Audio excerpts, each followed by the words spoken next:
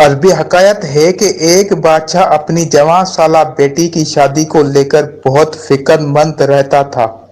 وہ برسوں سے نیک اور عبادت گزار داماد کی تلاش میں تھا۔ ایک دن اس نے وزیر کو بلایا اور کہا کہ کسی طرح میری بیٹی کے لیے میری رعایا میں سے عبادت گزار انسان کو تلاش کر کے میرے سامنے پیش کرو۔ وزیر نے اپنی فوج کو شہر کی جامع مسجد کے گرد تعینات کر دیا اور کہا چھپ کر دیکھتے رہو، جو شخص آدھی رات مسجد میں داخل ہوگا اسے نکلنے مت دینا جب تک میں نہ آ جاؤں۔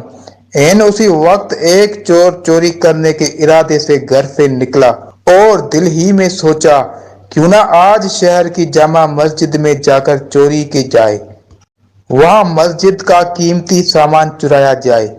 چور جیسے ہی جامع مسجد میں داخل ہوا، مسجد کی انتظامیہ نے چور سے بے خبر مسجد کو باہر سے تالا لگایا اور اپنے گھروں کو چلے گئے۔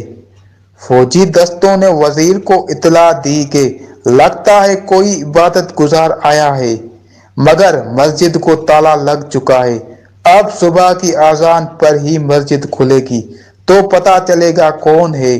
وزیر جلدی سے مسجد پہنچا اور صبح کی اذان کا شدت سے انتظار کرنے لگا تاکہ اندر موجود نیک انسان کو بادشاہ کے سامنے حاضر کیا جا سکے۔ جیسے ہی مسجد کھلی، وزیر دستے سمیت اندر داخل ہوا۔ چور یہ دیکھ کر گھبرایا کہ آج تو پکڑا گیا اور جلدی سے نماز کی نیت باندھ لی۔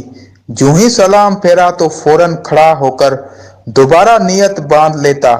وزیر کو اس کی عبادت گزاری پر یقین آ گیا۔ جو ہی سلام پھیرا، فوجی دستے نے اس چور کو پکڑا اور بادشاہ کے سامنے پیش کیا۔ وزیر نے کہا، بادشاہ سلامت، یہ ہے آپ کا مطلوبہ شخص، اسے مسجد سے گرفتار کیا ہے۔ رات بھر مسجد میں عبادت کرتا رہا۔ چور کی حالت گیر ہوئی۔ بادشاہ چور سے مخاطب ہو کر کہنے لگا، کیا خیال ہے اگر میں اپنی بیٹی کی شادی تمہارے ساتھ کر کے تمہیں اپنی سلطنت کا ولی عہد مقرر کر دوں، کیا تمہیں منظور ہے؟ چور بک بکا ہو کر دیکھنے لگا۔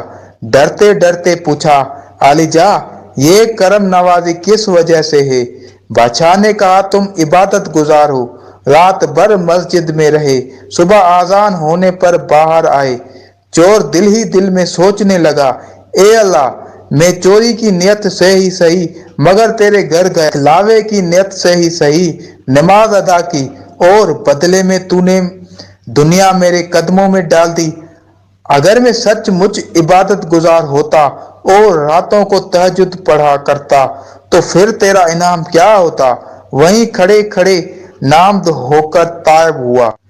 خوش نصیب ہیں وہ شخص جن کا دل عبادت میں لگتا ہے، اپنے مالک کے سامنے گڑ گڑا کر ذکر کرتے ہیں، آرام دہ بستروں کو چھوڑ کر مصلی پر کھڑے ہوتے ہیں۔ کیا مقام ہوگا ان کا، ایک انسان اس کا تصور بھی نہیں کر سکتا۔ اللہ پاک ہم سب کو پکا سچا عبادت گزار بنا دے، آمین۔